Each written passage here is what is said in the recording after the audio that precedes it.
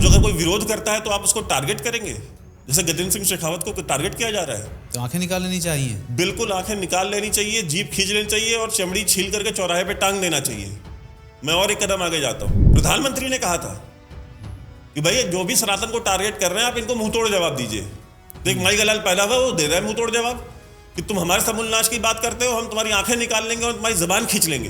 अगर धर्म नहीं जीता तो इस देश में सिवाय अधर्म के और कुछ नहीं बचेगा। अगर अपनी माँ का दूध पिया हो प्रकाश राज ने तो सबसे पहले कर्नाटका में सनातन का नाश करके दिखाएं मुझे। इस देश का तो बहुत दूर की बात है। रात में अपनी रेडी हटाता है या एक छोटा दुकानदार जो होता है एक छोटी सी दुकान खोल के बैठा होता है, जब वो रात में अपनी दुकान का शटर गिराता है तो उसको भी आरती दिखा करके बंद करता है।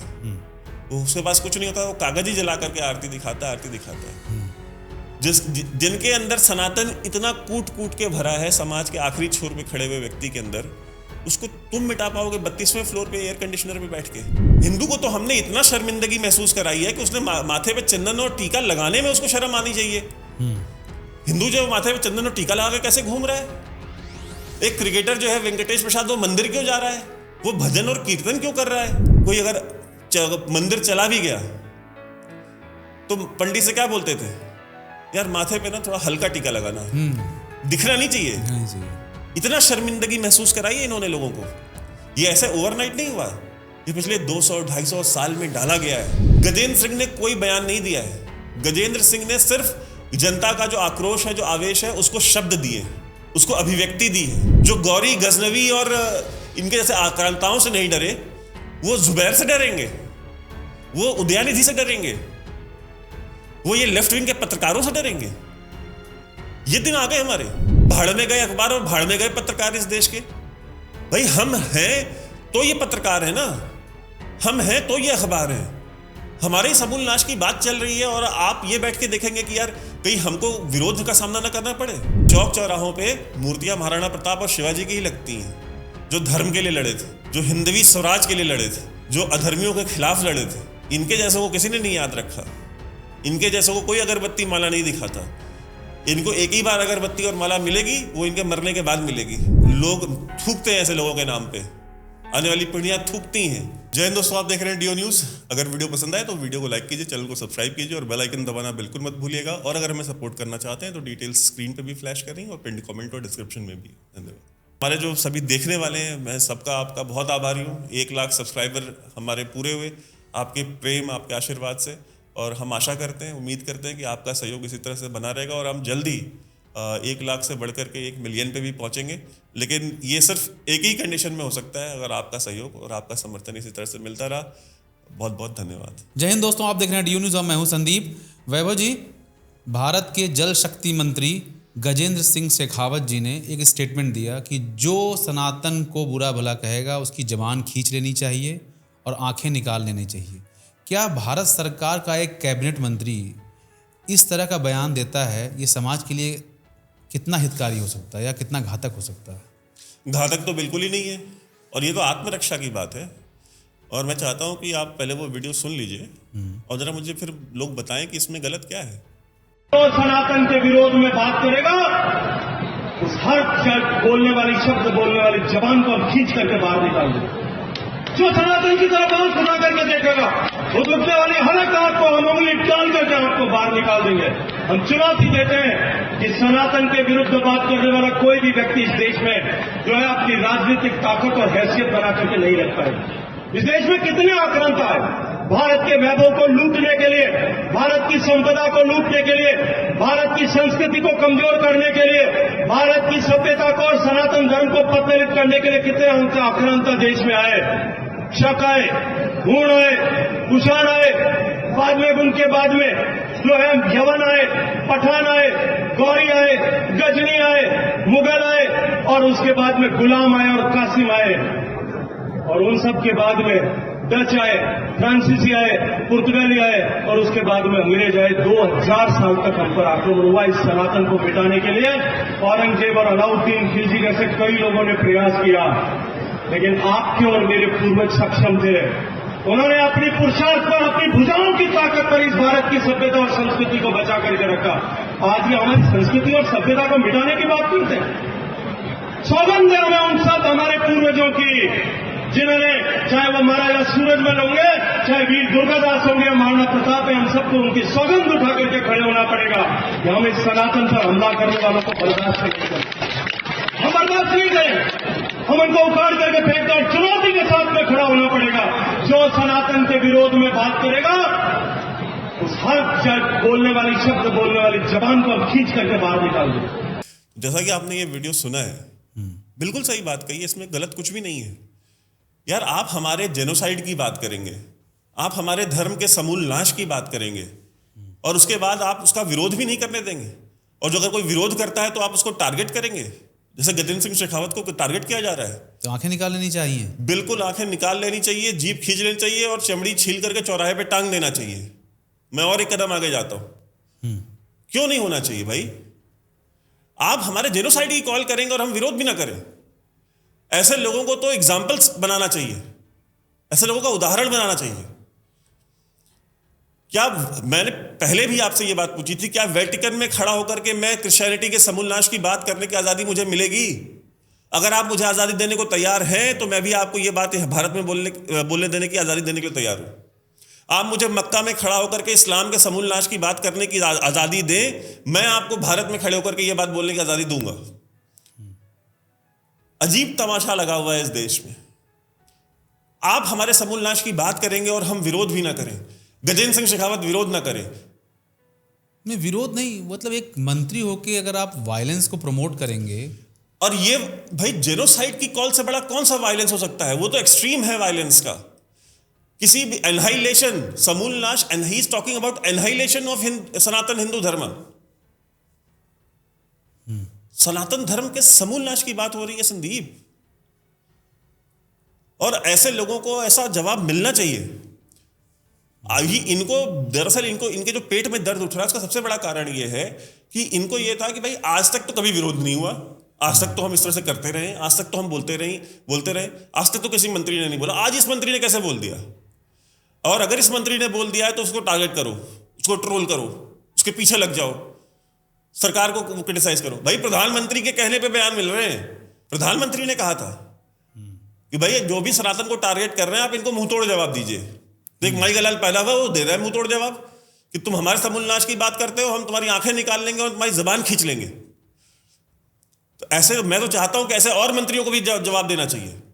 जो भाषा इनको समझ में आती है उस भाषा में इनको जवाब अगर नहीं मिला तो ये इसी तरीके से बर्ताव करेंगे, ये इसी तरह से कॉल देते रहेंगे हमारे आपके जेनोसाइड की, इसी तरह से हमारे धर्म के नाश की बात करेंगे।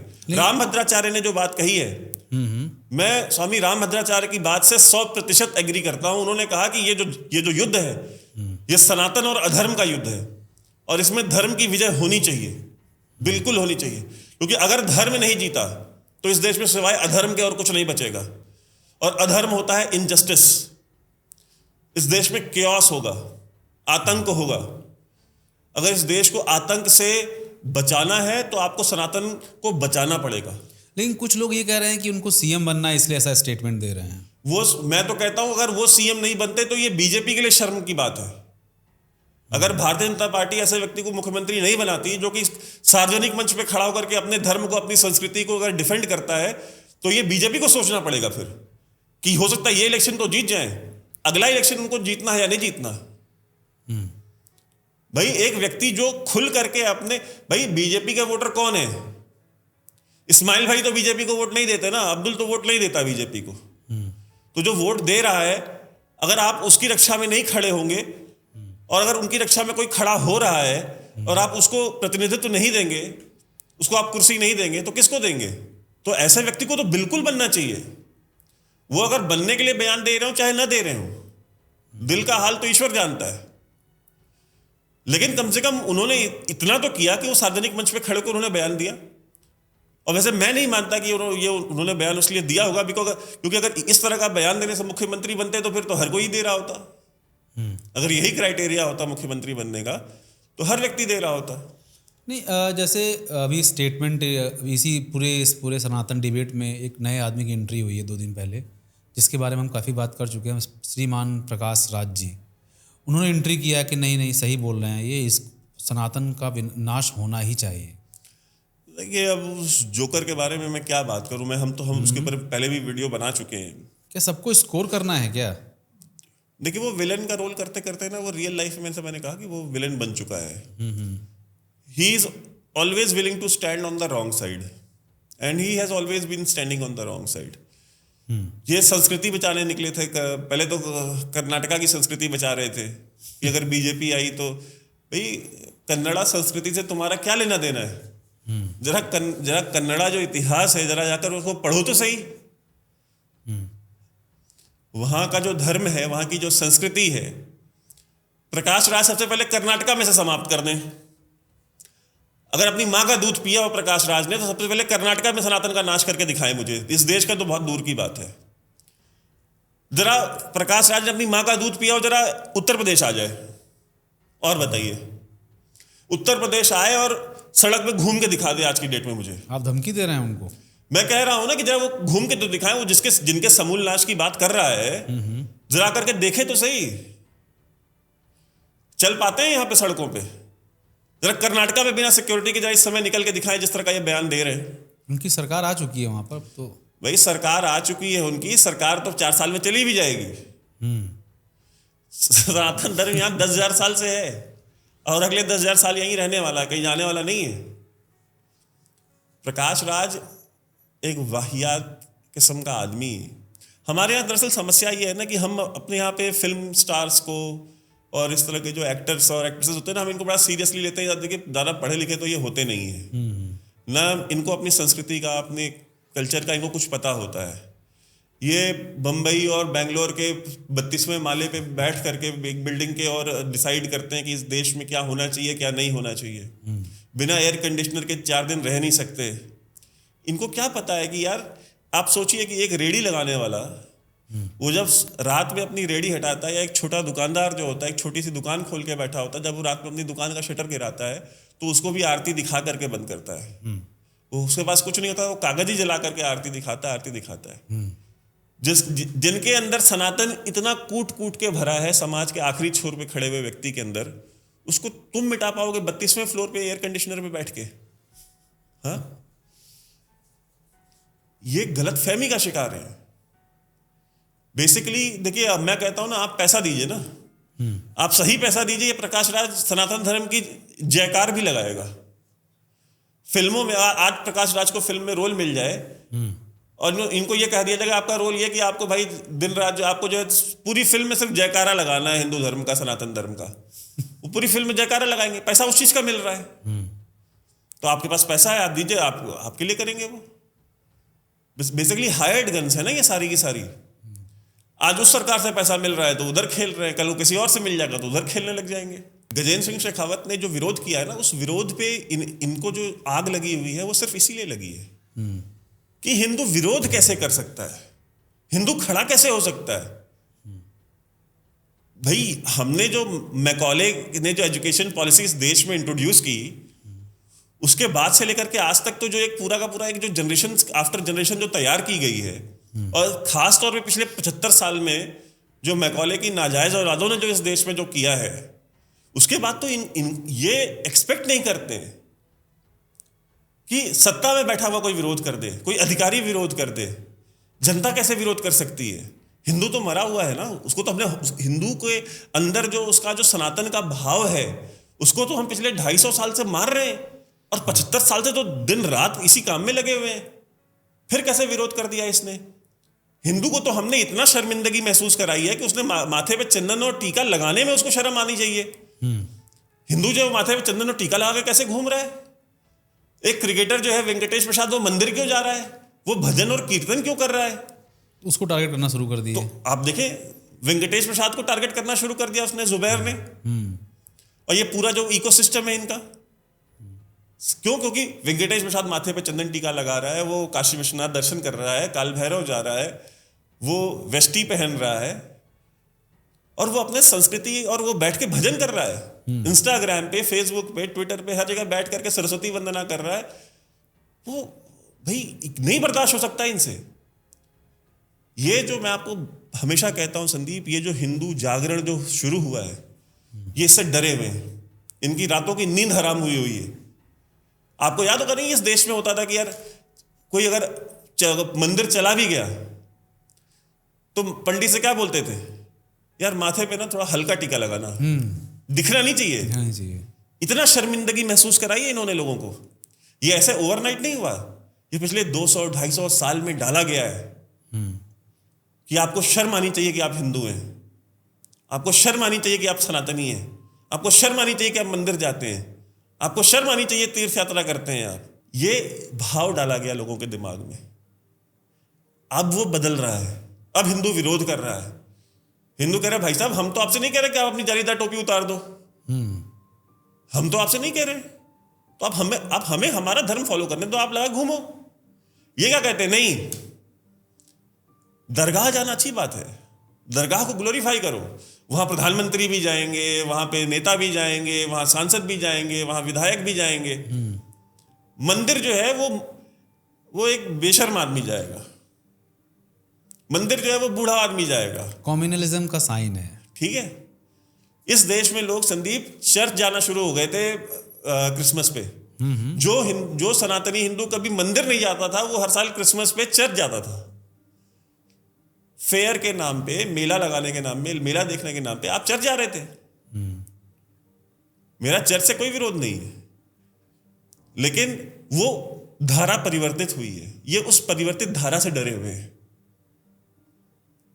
आपको याद है इस देश में हमेशा ये होता था, आपने खुद देखा होगा, टीवी भी, फिल्मों में भी, कव्वाली हो रही है दरगाह के ऊपर, वहां पे अमन, शांति और मोहब्बत की बात हो रही है, और मंदिर में क्या हो रहा है, मंदिर में ठगी हो रही है, मॉलेस्टेशन हो रहा है, बलात्कार हो रहे हैं। ये बॉलीवुड ने दिया आपको। तो संदीप 70-75 साल से नॉनस्टॉप ये चीज चल रही थी कि हिंदू कैसे विरोध कर सकता है। हमने तो ये हिंदू की जनरेशन हमने बनाई ही नहीं 70 साल में। ये कहां से आ गई है, ये जाग क्यों रहे हैं। इनको टारगेट करो, इनको ह्यूमिलेट करो, और उस तब तक करो जब तक या तो ये डर के मारे या शर्मिंदगी के मारे फिर वापस अपने उसी ककून में नहीं जाते हैं। तो वेंकटेश प्रसाद आज माथे में चंदन टीका लगाना बंद कर दे, आज भजन कीर्तन बंद कर दे, वेंकटेश प्रसाद की ट्रोलिंग बंद हो जाएगी। ये सिस्टमैटिक लिंचिंग जो सोशल मीडिया पे हो रही है, पर्टिकुलर आइडियोलॉजी के जो लोग फॉलो करते हैं, लेफ्ट विंग आइडियोलॉजी के लोग, जो सिस्टमैटिक इंडिविजुअल लिंचिंग, उस व्यक्ति के लिए खतरा नहीं है जिस व्यक्ति को ये लोग लिंच कर रहे हैं डे बाय डे? आप देख लीजिए ना, नुपुर शर्मा के साथ क्या हुआ था। इस जुबैर ने बेसिकली उस महिला का जीवन खत्म कर दिया ना बेसिकली। और इस देश की एक भी फेमिनिस्ट खड़ी नहीं हुई नुपुर के लिए। आज भी नहीं खड़े हैं। आज भी नहीं खड़ी हुई कोई फेमिनिस्ट कि एक महिला की इंडिविजुअल लिबर्टी किल कर दी गई। वो जेल में ना होते हुए भी जेल में है। लेकिन इस देश की कोई फेमिनिस्ट नहीं खड़ी हुई। इस देश में कोई भी ह्यूमन राइट्स वाला खड़ा नहीं हुआ। इस देश में इतने दंगे हो गए नुपुर शर्मा के नाम पे, इसका रिस्पॉन्सिबल कौन है? ये जुबैर ही रिस्पॉन्सिबल है ना। ये बेसिकली क्या करता है, ये लोगों को टारगेट देता है ना बैठ के ट्विटर पे। सही बात। ये अपने जो इसके जो रेडिकलाइज्ड फॉलोअर्स हैं, जो दंगाई हैं, जो कट्टरपंथी हैं, उनको टारगेट देता है ना बैठ के ये कि जुबैर भाई आज किसको टारगेट कर रहे हैं। अच्छा, मतलब ये भी हमारे खिलाफ है, तो रुको हम लोग इसको फिक्स करते हैं। अपनी ट्रोल आर्मी लगाएगा उनके पीछे, लोगों के हैंडल सस्पेंड कराना, FIR कराना, धमकियां देना लोगों को ट्विटर के ऊपर, यही काम करता है ना। तो इस तरह के लोगों के हाथ में ब्लैकमेल होंगे हम। इस सरकार, देखिए हर चीज सरकारें नहीं करती हैं, जनता करती है। आज जनता के अंदर गुस्सा था, आज जनता के अंदर जनता का खून खौल रहा था, तो गजेंद्र सिंह खड़ा हो गया ना। तो पता है कि आज अगर मैं भी खड़ा होकर विरोध करूंगा तो जनता मेरे साथ खड़ी होगी। गजेंद्र सिंह ने कोई बयान नहीं दिया है। गजेंद्र सिंह ने सिर्फ जनता का जो आक्रोश है, जो आवेश है, उसको शब्द दिए, उसको अभिव्यक्ति दी है। और जो राजस्थान की हमारी जनता है, जो राजस्थान का जो सनातनी हिंदू है, मेरी उन सबसे अपील है और करबद्ध अनुरोध है कि आप गजेंद्र सिंह शेखावत जैसे व्यक्ति को अपना नेता जरूर बनाइए। और उनको अब ऐसा नहीं है गजेंद्र सिंह शेखावत को मेरे इंडोर्समेंट की जरूरत है, वो ऑलरेडी भारत सरकार में मंत्री हैं, लोकसभा से सांसद हैं, जीते हुए हैं, जोधपुर से हैं। लेकिन राजस्थान का नेतृत्व सनातन के समूल नाश करने वाली पार्टी के हाथ में नहीं होना चाहिए। राजस्थान का नेतृत्व जो महाराणा प्रताप जैसे रणबांकुरों की जो जमीन है, महाराणा कुंभा की जमीन है, उनकी जमीन पे सनातन के समूल नाश, जिन्होंने सनातन के लिए धर्मयुद्ध लड़े, जिन्होंने बलिदान दिया है, उनकी धरती पे सनातन का समूल नाश करने वाली पार्टी की हुकूमत नहीं होनी चाहिए। ये मतलब हमारा हृदय खून के आंसू रोता है ये देख करके।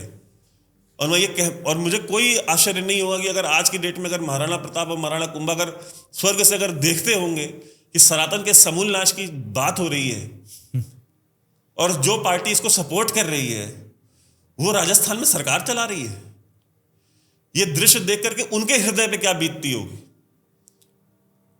हमारी उन माताओं और बहनों के हृदय पे क्या बीतती होगी जिन्होंने जौहर किया। उन मात की इन अधर्मियों और विधर्मियों की सरकारें इस देश में चल रही हैं जो हमारे धर्म के, सनातन धर्म के समूल नाश की बात करते हैं। यह आशा में मुझे वहां से नहीं है। और वो सीएम बनना चाहते हैं नहीं बनना चाहते हैं वो उनका व्यक्तिगत मसला है, बीजेपी पार्टी डिसाइड करेगी उन्होंने किसको सीएम बनाना है। लेकिन मैं तो अपील करूंगा कि ऐसे व्यक्ति को बनाना चाहिए। आप ऐसे व्यक्तियों को रिवॉर्ड दीजिए ताकि और लोग भाई हमारा प्रतिनिधित्व कौन करेगा? एक आम जो सनातनी हिंदू है उसका प्रतिनिधित्व कहां से होगा? जब हर कोई पॉलिटिकली करेक्ट बातें करेगा, हर कोई ये सोचेगा नहीं यार कहीं मुझे ये टारगेट ना करने, कहीं मुझे लेफ्ट विंग वाले ट्रोल ना कर दे, कहीं मेरे खिलाफ कोई आर्टिकल ना लिख दे। यार भाड़ में गए आर्टिकल, भाड़ में गए अखबार और भाड़ में गए पत्रकार इस देश के। भाई हम हैं तो ये पत्रकार है ना, हम हैं तो ये अखबार है। हमारे ही समूल नाश की बात चल रही है और आप ये बैठ के देखेंगे कि यार कहीं हमको विरोध का सामना ना करना पड़े। इस देश का सनातनी हिंदू जिसने 2000 साल से अपने प्राण दिए हैं, अपने लहू का, अपने रक्त का एक एक कतरा इस मिट्टी को पिलाया है, इस मिट्टी को सींचा है अपने लहू से, उनकी आने वाली पीढ़ियां आज ये चर्चा कर रही हैं कि कहीं हमको कोई टारगेट ना करे। इनसे डर रही हैं। जो गौरी गजनवी और इनके जैसे आक्रांताओं से नहीं डरे वो जुबैर से डरेंगे, वो उदयनिधि से डरेंगे, वो ये लेफ्ट विंग के पत्रकारों से डरेंगे। ये दिन आ गए हमारे। नहीं, वो ये कह रहे हैं कि सनातन धर्म में जो कास्ट सिस्टम है ना वो उसका विरोध यार कास्ट सिस्टम की बात कर रहे हैं। इस देश में भेदभाव कब नहीं रहा है? जरा किस और इस दुनिया में कौन सा ऐसा समाज है जहां पे भेदभाव नहीं है? मुस्लिम समाज में है। बिल्कुल है।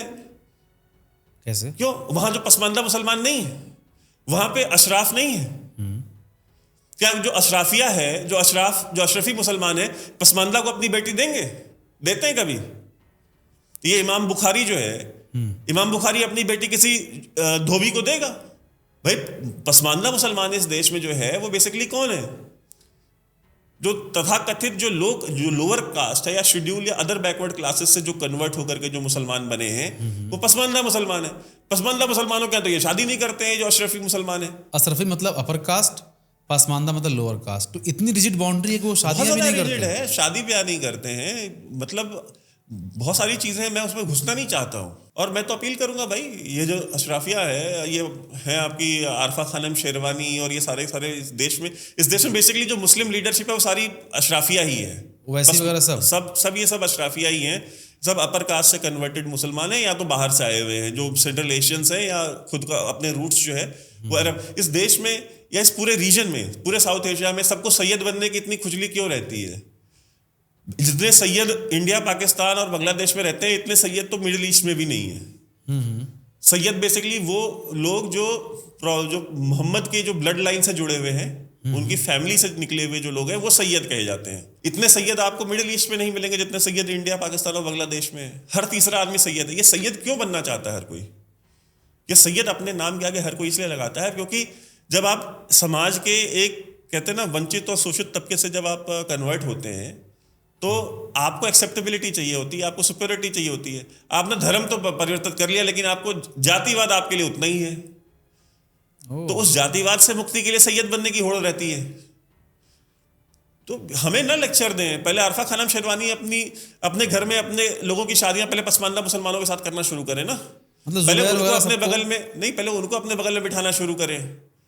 ठीक है, सोशल मीडिया पे बैठ करके वीडियो बनाना, ज्ञान देना, ट्वीट करना, ये सब बड़ा आसान है। दूसरों की गलतियां दिखाना, यार आप अपनी गिरेबान में झांको ना कि आपके यहाँ पे कितनी बुराई है। ये सारी की सारी बुराइयां आपके यहाँ हमसे ज्यादा है। आपके यहाँ डिस्क्रिमिनेशन हमसे ज्यादा है। आपके यहाँ पे डिस्क्रिमिनेशन हमसे बहुत ज्यादा है। क्या एक अरब मुसलमान एक साउथ एशिया के मुसलमान को अपनी बेटी देगा? नहीं देगा। सवाल ही नहीं पैदा यार। आप इस देश के साउथ एशिया के मुसलमान को मिडिल ईस्ट में नागरिकता तो देते नहीं है। आप 10 पीढ़ी रह लो वहां पे। अगर इतना ही, अगर जो इस्लामिक ब्रदरहुड है और कोई कास्ट सिस्टम नहीं है, कोई डिस्क्रिमिनेशन नहीं है, कोई भेदभाव नहीं है, तो जरा मुझे एक एग्जाम्पल तो दे ना कि कोई इंडियन, पाकिस्तानी या बांग्लादेशी मुस्लिम जो है वो मिडिल ईस्ट की किसी लड़की से शादी किया हो और सेटल्ड हो।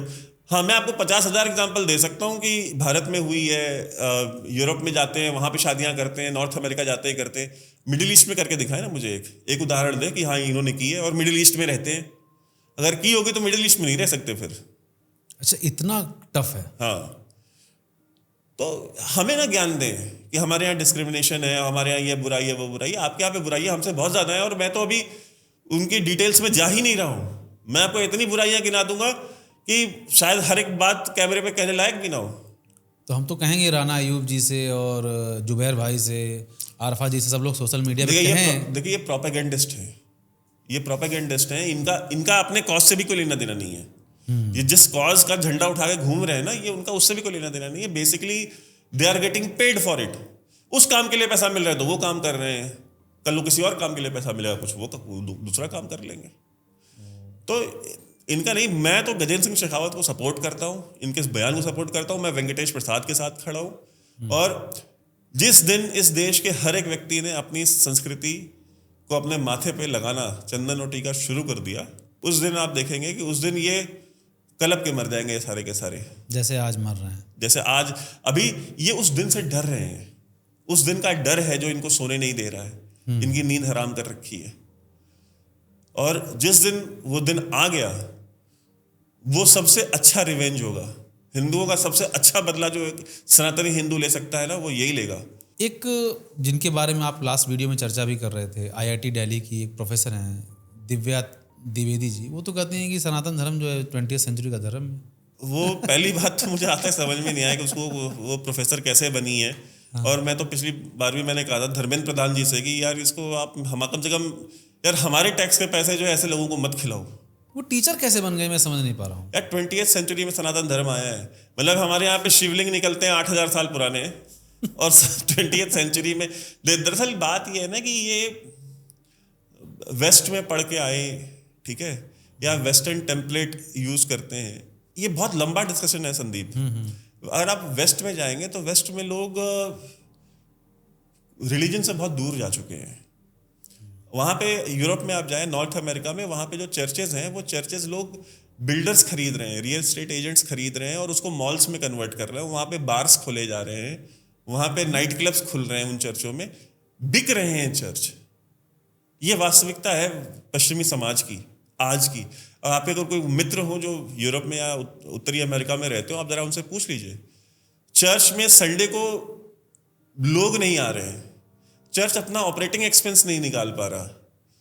तो ये हाल है वहाँ पे चर्चेस का वेस्ट में। जो मिडिल ईस्ट से जो अरब्स हैं वो पैसा इन्वेस्ट करके उन चर्चों को मस्जिदों में कन्वर्ट कर रहे हैं। जो विघटन है क्रिश्चियनिटी का, ईसाइयत का वेस्ट में, वो बहुत ज़्यादा है, बहुत ज़्यादा स्पीड से हो रहा है। तो वो टेम्पलेट वो भारत में लगाना चाहते हैं कि भारत, क्योंकि प्रोग्रेसिव तो आप तभी होंगे ना जब आप रिलीजन को पीछे छोड़ेंगे। लेकिन इनको ये नहीं पता मूर्खों को कि हिंदू जो है, जो सनातन परंपरा है, ये रिलीजन नहीं है, ये मजहब नहीं है, ये धर्म है। धर्म का जो ट्रांसलेशन होता है, धर्म का ट्रांसलेशन रिलीजन में नहीं होता। धर्म का जो इंग्लिश में जो सबसे क्लोजेस्ट ट्रांसलेशन आप कर सकते हैं वो है राइटियसनेस, सत्य और सही के साथ। सही, righteousness is the real translation of धर्म। तो अधर्म हमारे यहाँ पे कोई एक किताब नहीं है, कोई एक पैगंबर नहीं है, ये अब्राहमिक आइडियोलॉजी है, चाहे वो क्रिश्चियनिटी हो, चाहे वो इस्लाम हो, चाहे जुडाइज्म हो, ठीक है। ये जो अब्राहमिक थॉट है यहाँ पे, और इनके यहाँ पे जो ईश्वर की जो परिकल्पना है, वो परिकल्पना हमारे यहाँ से बहुत अलग है। वहां पे ये कि अगर आप ईश्वर सबसे अच्छा कौन, अच्छा आप देखिए है तीनों का मूल एक है, क्योंकि तीनों अब्राहमिक फेथ है, तीनों का मूल एक है, लेकिन फिर भी आपस में इतना सारा अंतर विरोध है, एक दूसरे से जंगें लड़ी हैं, आज तक लड़ रहे हैं। क्यों? क्योंकि उन तीनों की जो गॉड का जो कॉन्सेप्ट है, वो तीनों गॉड बहुत एंग्री गॉड्स हैं, ठीक। मतलब गॉड सबसे अच्छा कौन? मेरा वाला गॉड, तुम्हारा नहीं। तो उसके बेसिस पे वो टेम्पलेट हमारे यहाँ नहीं बैठती है। हमारे यहाँ पे भगवान कैसा? भक्त के जैसा। अगर भक्त पहलवान है तो भगवान हनुमान है। तो हमारे यहाँ पे क्या है कि हमारे यहाँ there is not one concept of faith. हमारे यहाँ पे हम मल्टी कल्चरल, मल्टी फेथ तो हम आज से नहीं 10,000 साल से है। भाई इस देश में शैवाइट भी हैं, शैवाइट में भी 50 तरह के शैवाइट हैं, वैष्णवाइट्स हैं 50 तरह के वैष्णवाइट्स हैं, ठीक है। शाक्त हैं इस देश में 50 तरीके के शाक्त हैं, उनकी पूजा पद्धतियाँ अलग है, उनकी मान्यताएं अलग है, उनका खान पान अलग है, उनका भोग प्रसाद अलग है। फिर भी 10,000 साल से यहाँ रह रहे हैं ना, एक साथ रह रहे हैं, एक ही छाते के नीचे रह रहे हैं। सनातन धर्म का जो छाता है उसी के नीचे रह रहे हैं ना सारे। तो हमको आकर के मल्टी कल्चरलनेस, मल्टी फेथ, ये वो एक्सेप्टेबिलिटी, लिबरलिज्म, ये जो चूरन हमको बेचने की कोशिश कर रहे हैं, ये हम 10 साल से ऑलरेडी फॉलो कर रहे हैं। आप वाला नहीं कर रहे हैं हम, और आप वाला हम करेंगे भी नहीं। हमने 2000 साल में जब हमारे ऊपर इतनी डायरेक्ट हुकूमतें थी तब हमने नहीं एक्सेप्ट किया, तो अब तो हमारी गवर्नमेंट है इस देश में, अब तो हम रूल करते हैं, अब तो हम फ्री हैं, तो हम अब कैसे एक्सेप्ट कर लेंगे तुमको? तुम चाहे जितनी फिल्में बना लो, तुम चाहे जितने आर्टिकल्स लिख लो, तुम चाहे जितनी थ्योरीज, तुम चाहे जितनी बुक्स पब्लिश कर दो, इस देश का सनातन जो हिंदू समाज है वो कभी भी आपका टेम्पलेट नहीं खरीदेगा, वो कभी आपके हाथों में नहीं खेलेगा। ठीक है, 2-4 काली भेड़े हैं हमारे यहाँ, प्रकाश राज जैसी, स्वरा भास्कर जैसी, हमेशा रही हैं इस देश में। अगर देशभक्त बहुत पैदा हुए हैं, इस धर्म से, हमारी मिट्टी से प्यार करने वाले भी पैदा हुए हैं, तो 2-4 इनके जैसे भी पैदा हुए हैं। इतिहास में इनको कोई नहीं याद रखता। चौक चौराहों पे मूर्तियां महाराणा प्रताप और शिवाजी की ही लगती हैं, जो धर्म के लिए लड़े थे, जो हिंदवी स्वराज के लिए लड़े थे, जो अधर्मियों के खिलाफ लड़े थे। इनके जैसे को किसी ने नहीं याद रखा, इनके जैसे को कोई अगरबत्ती माला नहीं दिखाता। इनको एक ही बार अगरबत्ती और माला मिलेगी, वो इनके मरने के बाद मिलेगी। अगर ये सनातनी हिंदू होंगे तो, कन्वर्ट हो गए हो, क्लॉजेट क्रिश्चियन हो, क्लॉजेट कुछ और हो, मुझे नहीं पता, लेकिन महाराणा प्रताप, शिवाजी को आज भी हर चौक चौराहे पे उनकी मूर्तियां भी लगती हैं, उनको मालाएं भी पहनाई जाती हैं, उनकी वंदना भी की जाती है। ये इस देश का इतिहास है। इनके जैसे गद्दारों को इस देश के इतिहास में जो स्थान मिलना चाहिए वो हमेशा मिला है, और लोग थूकते हैं ऐसे लोगों के नाम पे, आने वाली पीढ़ियां थूकती हैं। भगवान सद्बुद्धि दे इनको।